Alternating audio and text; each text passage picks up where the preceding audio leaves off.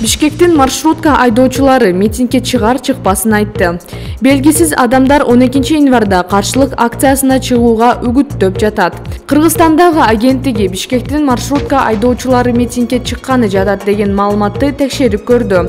Буга чейин бул тууралуу ЖКМКлардын бири жазып чыккан. Кабарчылар маршруттук таксилердин бир нече өкүлчүлүктөрүнө кайрылды. Алар бул боюнча төмөнкүлөрдү билдиришти. Ош базарында белгисиз адамдар 12 январда каршылык акциясына чыгууга үгүттөгөн кагаздарды таркатып жүрөт.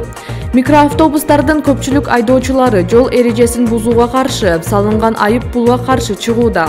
Маршрутка айдоочулары Бишкектеги аялдамалардын санын көбөйтүүнү жана жол кире акысын 15 сомго көтөрүүнү талап этишүүдө.